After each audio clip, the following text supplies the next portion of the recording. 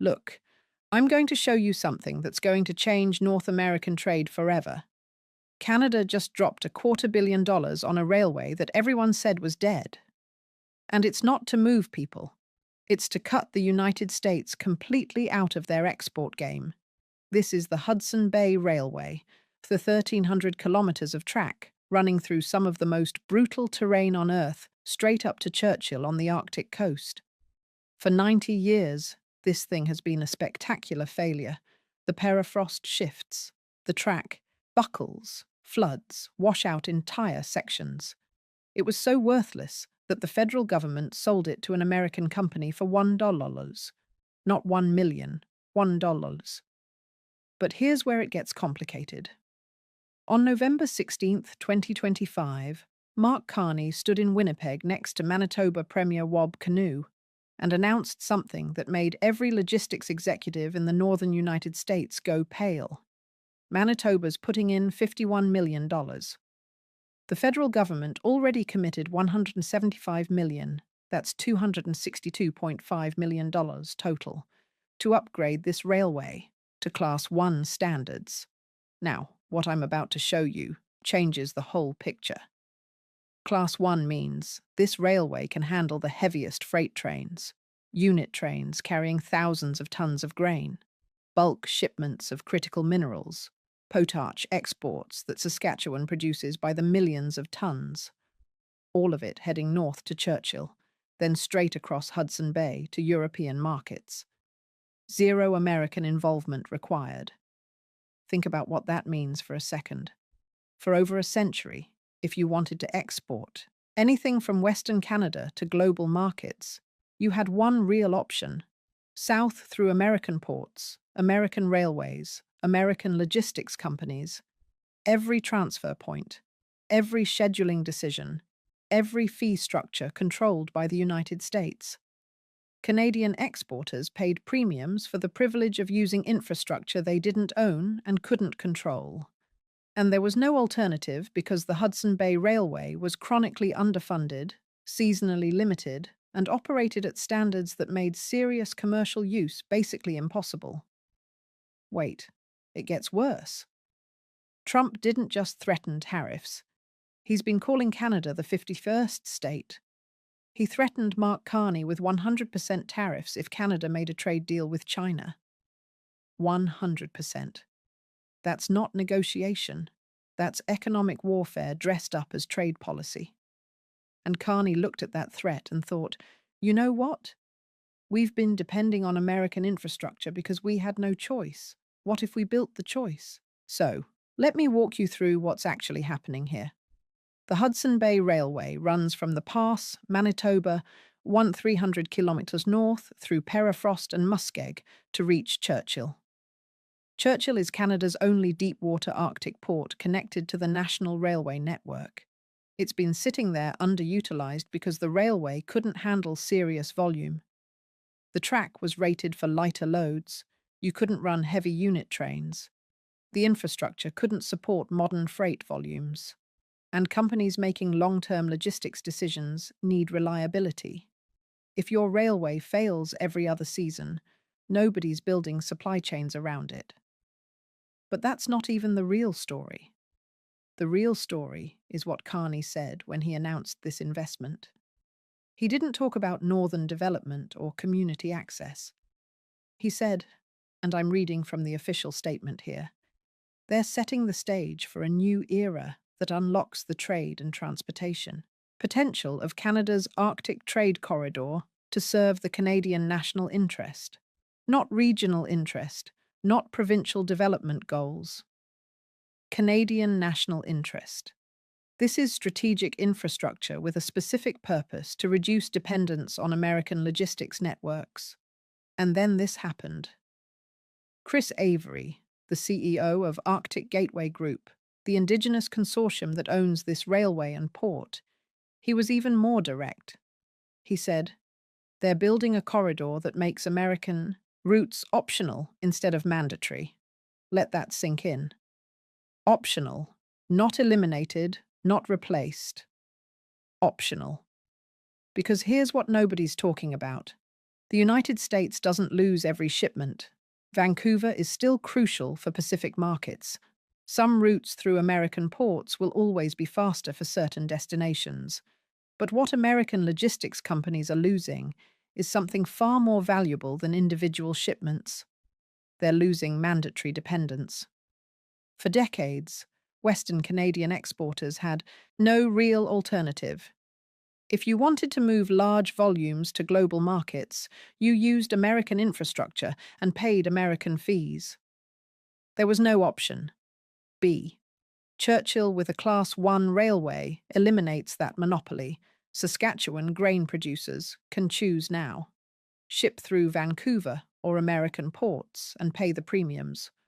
Or route through Churchill with shorter distances to Europe and no American intermediaries. The choice exists. And once companies start using Churchill and discover the economics work, they don't switch back. Just because American ports offer discounts. This is the part that kept me up last night. This isn't just about one railway. It's about what happens when you threaten an ally's sovereignty and they decide to build alternatives you can't stop. Because Trump can threaten all he wants. He can impose tariffs. He can call Carney governor instead of prime minister. He can rescind invitations to peace boards. But he can't stop a railway upgrade in Manitoba. He can't prevent grain from shipping through Churchill. He can't force Canadian companies to use American logistics networks if they have better alternatives. And Canada's about to prove those alternatives exist. Let me show you exactly why this railway was considered worthless for 90 years. Because understanding that makes what's happening now even more remarkable. The Hudson Bay Railway was built in the 1920s and 30s with a simple promise. Connect prairie grain producers directly to European markets through Churchill, bypass expensive American ports and the Panama Canal, ship directly across Hudson Bay and the Atlantic. It never worked as planned. The railway crosses some of the most challenging terrain in North America. Permafrost that shifts with seasonal temperature changes, muskeg that literally swallows tracks, extreme cold that cracks steel, flooding that washes out entire sections. The maintenance costs were astronomical because you're constantly repairing damage from ground movement. And here's where it gets complicated again. The shipping season through Hudson Bay was limited, maybe 4 months of relatively ice-free conditions. Churchill lacked the port infrastructure to handle large volumes. Prairie farmers could get their grain to market faster through established southern routes, even if it cost more. So by the 1990s, the federal government was actively trying to get rid of it. They sold the railway and port to a private American company called Omnitras for $1. That tells you everything about how little value anyone saw. Omnitras ran it into further decline. Minimal investment, deferred maintenance. When major flooding washed out the line in 2017, they essentially abandoned it. The railway sat unusable for over a year. Churchill was cut off from surface transportation entirely. In 2018, a consortium of 41 First Nations communities and northern Manitoba towns bought the railway and port Arctic Gateway Group. Most analysts saw it as a symbolic gesture. Indigenous ownership of infrastructure that had no commercial future. What nobody anticipated was that 5 years later, the strategic calculus would shift so dramatically that the railway everyone dismissed would suddenly become essential to Canadian trade independence. Now, what I'm about to show you is why $262 million actually makes economic sense. Railways in North America are classified by track quality and load capacity. Class 1 is the highest standard. Heavy freight, high speeds, maximum efficiency. Most major freight lines in Canada and the United States operate at or near Class 1 standards. The Hudson Bay Railway was nowhere close. It operated at lower classification with significant weight restrictions. You couldn't run the kind of heavy unit trains that move serious quantities of grain or minerals. The track conditions limited speeds. The infrastructure couldn't handle modern freight volumes. This November upgrade changes everything. New roaded to stabilize tracks over permafrost. Modern rail and ties rated for heavy loads. Upgraded bridges and culverts. Advanced monitoring systems using ground-penetrating radar, LAR, drones, and artificial intelligence to track conditions in real time. But here's what nobody's talking about. The practical impact is transformative. Heavy freight cars, currently too heavy for the line carrying bulk minerals. Large equipment-dense cargo will be able to use the route. Unit trains hauling grain or potash in the volumes that make economic sense can reach Churchill. The railway becomes capable of handling the kind of traffic that actually competes with established southern routes. And critically, Class 1 standards mean reliability. Companies making long-term logistics decisions need to know the infrastructure won't fail. Upgrading to Class 1 sends a signal to the private sector. This railway is permanent, capable, ready for serious commercial use. So, what moves on a Class 1 railway to Churchill that justifies this investment? First, grain. Saskatchewan and Manitoba produce massive volumes of wheat, canola, and specialty crops. Currently, almost all of it goes through Vancouver or American ports. Churchill offers a significantly shorter route to European markets. With expanded port capacity and extended shipping seasons through icebreaker support, grain exports through Churchill could reach millions of tons annually. Every ton shipped through Churchill is a ton not generating fees for American infrastructure.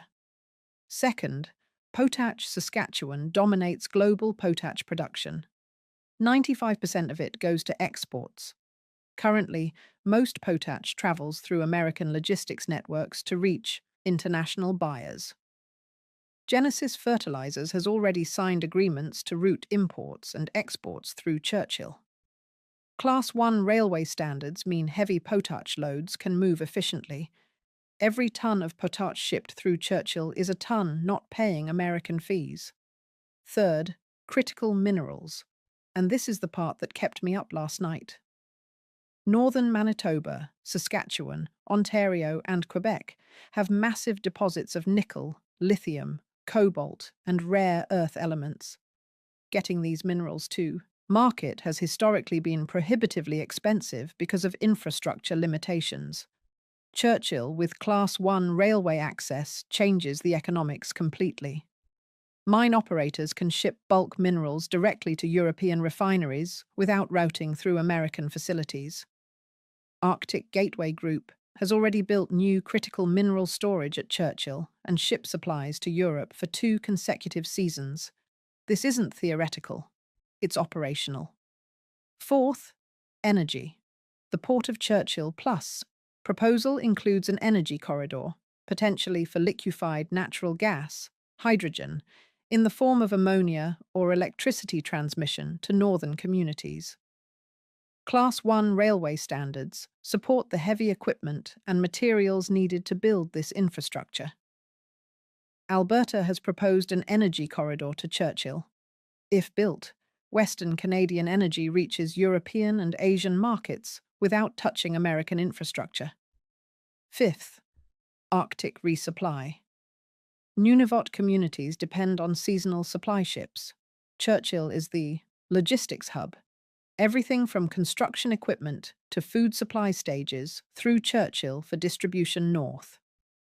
Improved railway capacity means more efficient resupply operations, reducing costs for northern communities, strengthening Canadian Arctic presence. Add it up, and you're looking at tens of millions of tons annually flowing through infrastructure that completely bypasses American control. Wait. It gets worse for American logistics companies. They don't lose every shipment. Some trade will always use established southern routes. They're still faster for certain destinations. Vancouver remains crucial for Pacific markets, but what they're losing is mandatory dependence. For decades, Western Canadian exporters had no real alternative to southern routes. If you wanted to move large volumes to global markets, you used American infrastructure and paid American fees. Churchill, with a Class 1 railway, eliminates that monopoly. And once the choice exists, the economics shift permanently. The obvious question is, if the Hudson Bay Railway is so strategically valuable now, why has it been a spectacular failure for 90 years? One word: permafrost. The northern sections of the railway cross terrain where the ground is permanently frozen, except permanently is misleading. Permafrost shifts with seasonal temperature changes and is increasingly unstable due to climate change. Traditional railway construction doesn't work. You lay track on permafrost, and it buckles as the ground shifts. Sinkholes appear. Sections wash out. The maintenance costs are astronomical because you're constantly repairing damage from ground movement. For 90 years, this was an unsolvable problem. You either accepted constant failures or you didn't build the railway. Canada chose to build it and accepted the failures. But here's where it gets complicated. Arctic Gateway Group solved this with technology that didn't exist when the railway was originally built. Ground-penetrating radar maps, subsurface conditions. LAR creates detailed three-dimensional models of track geometry. Drones conduct regular inspections, identifying problems before they become failures. GPS-tracked maintenance schedules work systematically instead of reactively. Land-based sensors monitor ground movement continuously. Artificial intelligence analyzes all the data to predict where problems will develop. This isn't maintenance. It's predictive infrastructure management. The railway knows where weaknesses are developing before track fails. Crews can address problems during scheduled windows instead of emergency shutdowns. The result is that the Hudson Bay Railway is now in the best condition it's been in 30 years, despite crossing terrain that destroyed previous track. And then this happened. Climate change, ironically, is helping. The shipping season through Hudson Bay is extending as ice coverage decreases. Churchill operated 4 months historically. Now it's approaching 5 or 6 months. With icebreaker support, they're potentially looking at year-round operations. Permafrost is less stable. Yes, but modern technology handles that better than historical methods did. The combination of upgraded track standards, advanced monitoring, and longer shipping seasons means the fundamental economics have shifted. What was marginally viable 90 years ago is genuinely competitive today. Now, what I'm about to show you is the real strategic game being played here. This isn't just about railways and ports. It's about Canada demonstrating that American infrastructure isn't indispensable. For generations, Western Canadian exports depended on American routes because no alternatives existed. That dependence gave the United States leverage, threaten access, or raise fees, and Canadian exporters had limited options. They paid what they were told to pay because there was nowhere else to go. Trump's tariff threats didn't make Canada weaker. They made alternatives economically compelling. Think about this calculation. Investing $262 million in a railway through Muskeg and permafrost looks crazy until you realize it eliminates billions in payments to American logistics companies over the next decade and removes American leverage over Canadian trade permanently. Every grain shipment through Churchill, instead of American ports, is proof that Canadian companies can function independently. Every mineral export that bypasses American refineries demonstrates that supply chains can work without American intermediation. Every dollar of investment in northern infrastructure is a dollar reducing future American leverage. But that's not even the real story. The real story is what other countries are watching. If Canada can successfully build trade infrastructure that bypasses American control, why can't they? The president matters far beyond this specific railway. Mark Carney stood in Davos in January 2026 and gave a speech that got him uninvited from Trump's peace board. He said the old international order is over, that middle powers must act together because if you're not at the table, you're on the menu. Trump responded by threatening 100% tariffs if Canada made a deal with China. He called Carney governor instead of prime minister. He said Canada lives because of the United States and showed no gratitude. And Carney's response, he doubled down. He went to Beijing. He negotiated lower tariffs on agricultural exports in exchange for allowing more Chinese electric vehicles into the Canadian market. Then he came back and said, Canada respects its trade obligations, but won't be bullied. The Hudson Bay Railway that everyone dismissed as a historical artifact is becoming the corridor that proves Canadian independence isn't just rhetoric. It's infrastructure being built, operated, and used to move billions in trade without American permission. Here's what nobody's talking about. Trump wanted to demonstrate that Canada had nowhere else to go, that threatening tariffs and sovereignty would force compliance.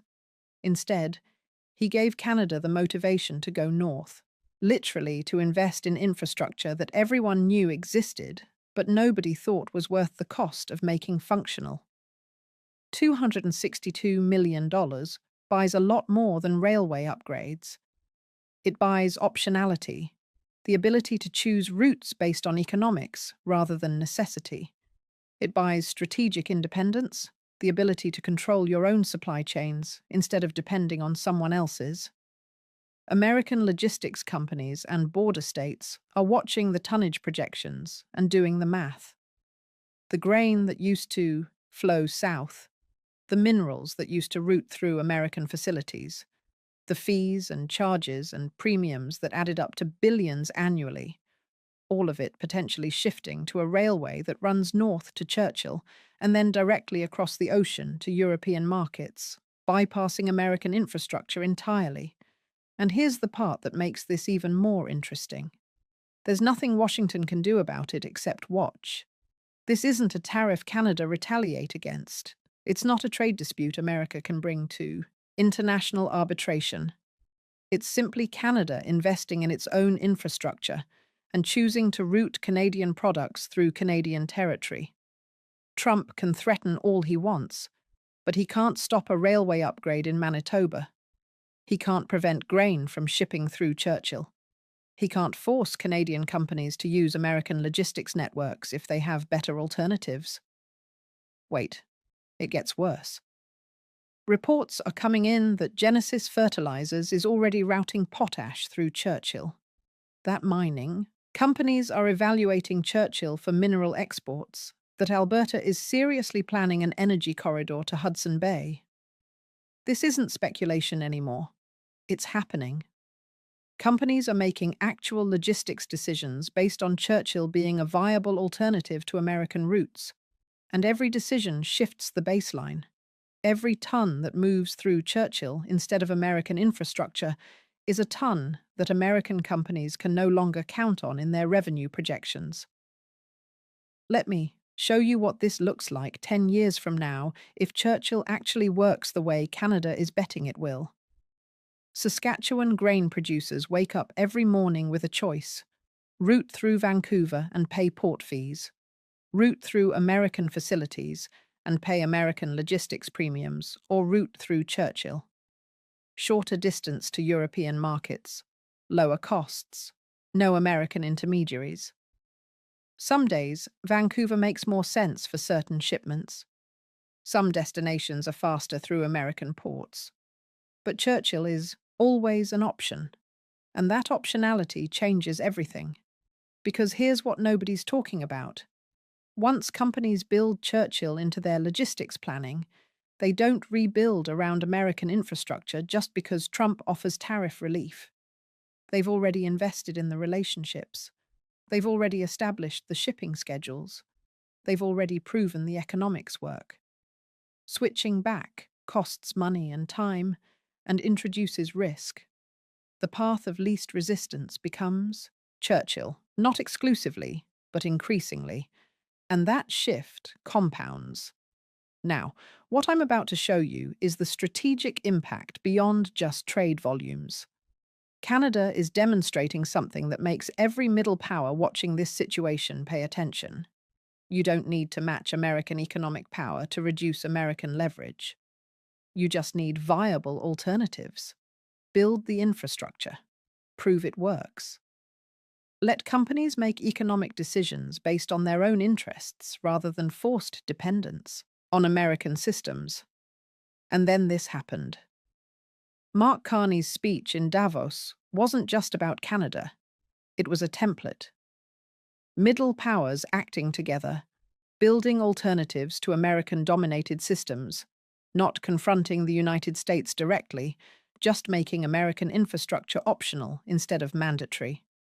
India and the European Union announced a trade deal the week after Carney's speech. Canada and China lowered tariffs on agricultural and automotive products.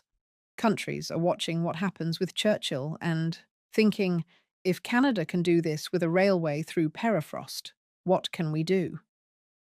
The precedent is the point, not the specific railway. The precedent. But here's where it gets complicated again.